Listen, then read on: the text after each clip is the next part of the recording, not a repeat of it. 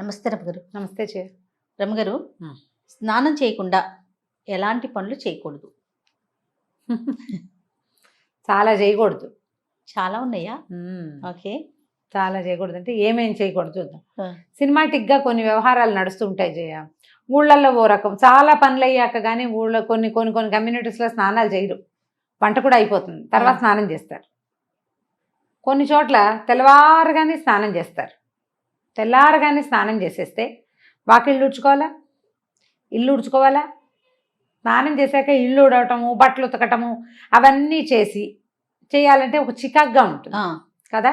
పొద్దుటి పూట కొన్ని ప్రత్యేకమైన పనులు, వాకిలి ఉడిచి ముగ్గేసుకోవటం, వాకిలి ఉడిచి ముగ్గి నీళ్లు చల్లటం, లేదా వాకిలి వరండా కడుక్కోవటం. పని మనిషి చేస్తుంది అనుకో బాధే లేదు, పనమ్మ వేస్తుంది, ఎప్పుడో చేసేస్తుంది, ఓకే. లేకపోతే మనమే చేసుకోవాలంటే వాకిలి ఉడిచి ముగ్గేసుకోవాలి, నిద్ర లేవగానే బ్రష్ చేసుకోవాలి. ఈ బ్రష్కి ముందా వెనక అనేది మీ చాయిస్. వాకిలి కడుక్కోవటం దానికి బ్రష్ తోటి సంబంధం ఏం లేదు.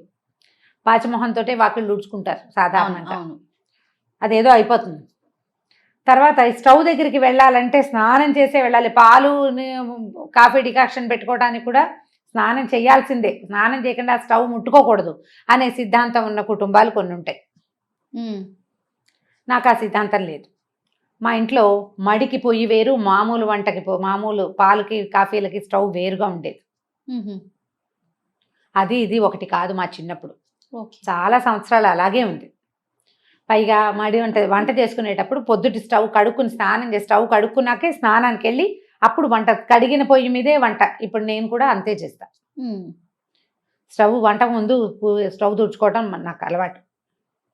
ఇప్పుడు ఇలా సిద్ధాంతంగా చెప్పలేకపోతాం. వాళ్ళ ఉద్యోగాలు, వాళ్ళ అవసరాలు, పిల్లల స్కూళ్ళు, మగవాళ్ళ ఆఫీసులు, వీళ్ళ సొంత ఆఫీసులు, వాళ్ళ ఇంట్లో ఉన్న పెద్దవాళ్ళు, ఇంట్లో ఏదైనా దేవతార్చన ఉంటే అక్కడికి వంట అందించటము, అన్నం వండేసి పొద్దున్నే దేవతార్చనకి ఇవ్వటము, ఈ బోల్డ్ వ్యవహారాలు ఉంటాయి కదా, దాన్ని బట్టి చేసుకుంటారు. స్నానం చేయకుండా దేవతార్చన చేయకూడదు, దీపారాధనలు చేయకూడదు, దేవాలయానికి వెళ్ళకూడదు, ఇతరుల ఇంటికి వెళ్ళేటప్పుడు స్నానం చేయకుండా వేరే వాళ్ళ ఇంటికి వెళ్ళకూడదు. మనం పక్కింటికి కాఫీ పొడప్పుకి అయితే పర్వాలేదు, ఓకే.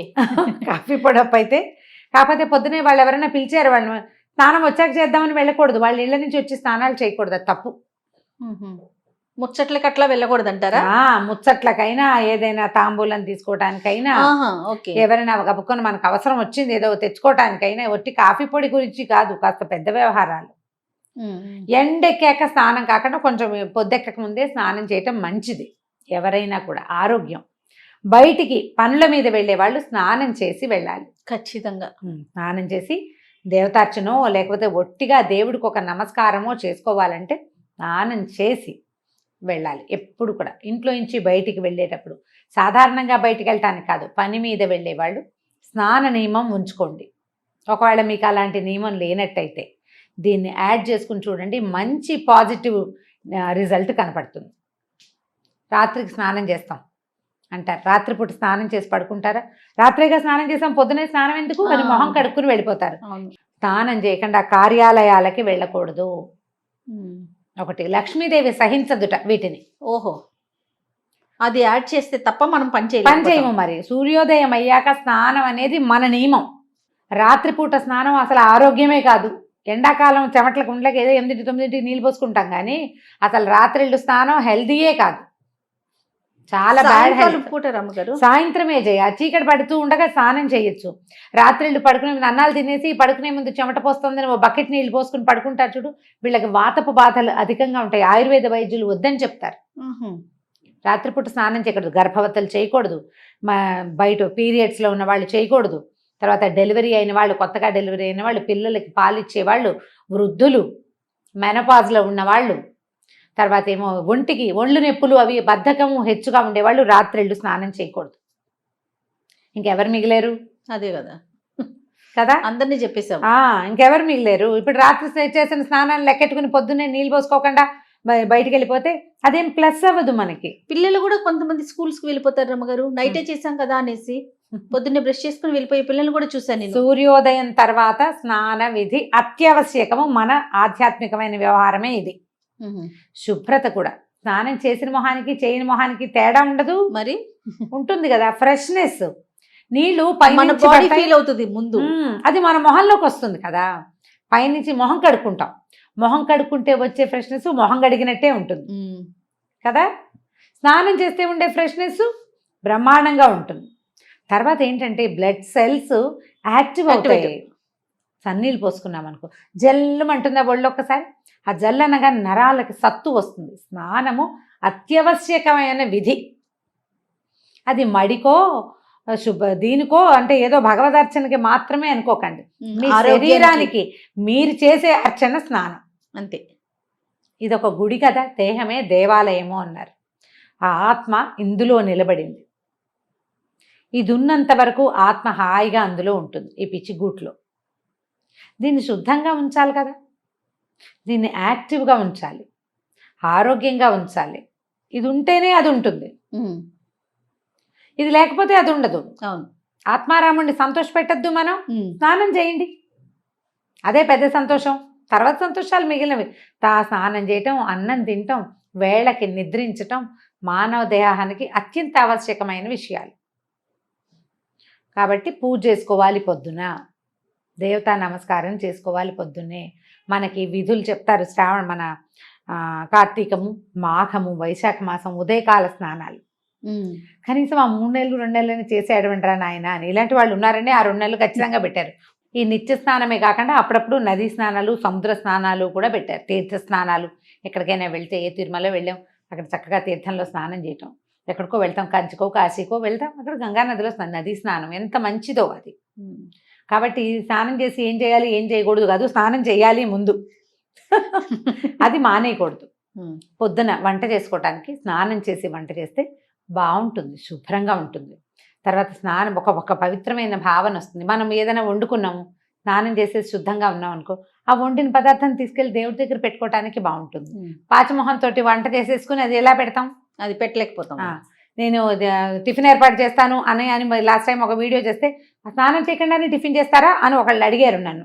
టిఫిన్ చెయ్యను, ఏర్పాటు అంటే ఇడ్లీ పిండి, దోశ పిండి అవి తీసి బయట పెట్టుకోవటము, చట్నీకి కావాల్సిన దినుసులు ఏమిటో చూసుకోవటం, అదే చేస్తాను. పదార్థం తర్వాతే చేసుకుంటాను. కానీ మనం ఆలోచించుకోవాలి మనకి ఏది అవసరమో అని.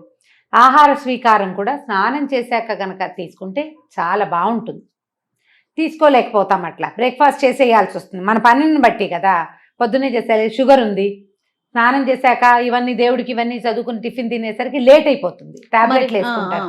పాపం వాళ్ళకి తప్పదు కదా, పెద్ద వయసు వాళ్ళకి, పెద్దవాళ్ళకి తప్పదు, ప్రెగ్నెంట్ లేడీస్కి వాళ్ళకి కూడా తప్పని పరిస్థితిని పక్కకు పెట్టండి.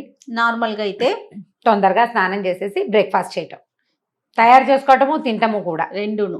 ఇలా చేస్తే కనుక ఎక్కువ శుభ్రంగా ఉండేందుకు అవకాశం ఉంది. ఏ హెన్నో పెట్టుకుంటాము, నెత్తికి నూనె రాసుకుంటాము, గంట నానాలనిపిస్తుంది, ఇంకా అప్పుడు ఏదో కొంత పని చేయవలసి అయితే ఓకే రమ్ గారు. నార్మల్ ఇష్యూస్ అయితే మాత్రం మార్నింగ్ లేవగానే చేయమంటారా? చేయండి. పొద్దునే స్నానం చేస్తే, స్నానం చేయకుండా పూజ ఎలా చేయకూడదు, భోజనం అలా చేయకూడదు, భోజనము ఎలా చేయకూడదు, బయటికి అలా వెళ్ళకూడదు. ఇవి 3. ఇంకేముంది రమ్మ గారు, ఖచ్చితంగా స్నానం చేయాల్సిందే. మిగిలిన మీ ఇష్టం, ఇంకా మేమే మిగిలిన అన్ని చెప్పారు. రైట్. ఏదేమైనా మార్నింగ్ లేవగానే స్నానం చేయటం ఉత్తమం. మీరు పూజ గీజ ఏం చెయ్యరు. ఒక ప్లస్ పాయింట్ చెప్తా, పూజ చేయరు మీరు. ఓకే, మీకు అలవాట్లేదు. ఇంట్లో ఎవరైనా దీపం పెట్టుకుంటారు, లేకపోతే లేదు, అది కూడా మనకు అక్కర్లేదు. మగవాళ్ళకి చెప్తున్నా, స్నానం చేయగానే బయట ఏ బాల్కనీలోనో కిటికీలోనో సూర్యుని చూసి దండం పెట్టుకోండి. సూర్యుడికి చేసే నమస్కారం ప్రత్యక్ష నారాయణుడు అద్భుతమైన ఫలితాన్ని ఇస్తుంది. ఇప్పటిదాకా మీకు అలవాటు లేకపోతే, ఒకవేళ మీరు కనుక ఈ వీడియో వింటూ ఉంటే, రేపటి నుంచి దీన్ని ప్లస్ చేసుకుని చూడండి. మగవారైనా ఆడవారు కూడా చేయొచ్చు? ఆడవాళ్ళు ఎలాగో చేస్తారు.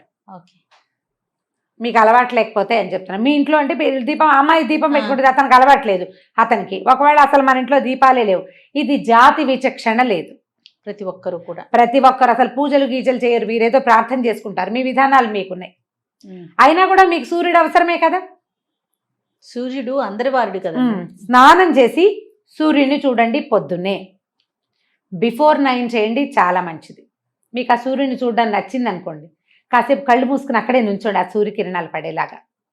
ఇంకా సూపర్. ఒక 21 డేస్ చేసి మీలో ఏ మార్పు సంభవించిందో హోల్ హార్టెడ్గా ఇంకొకళ్ళకి చెప్పండి. నేను ఇది చేశా, స్నానం చేసి సూర్యుని చూశాను. ఏం జరిగింది రమ్మగారు? చెప్పండి, ఇలా చెప్పండి అంటున్నా. మీరు చెప్తున్నారేమో.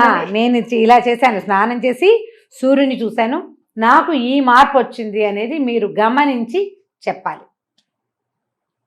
అప్పుడు పొద్దున్నే స్నానం చేయటంలో ఉన్న ఫలితం ఏంటో తెలుస్తుందేమో, మీరే అందరికీ చెప్తారు. ఎర్లీ మార్నింగ్ సూర్యుని చూడడంలో ఉన్న ఆత్మానందం ఏంటనేది చూసేవాడికే తెలుస్తుంది. మీరు బాగా ఎంజాయ్ చేస్తున్నారు. రైట్ రామ్ గారు, నమస్తే అండి. నమస్తే.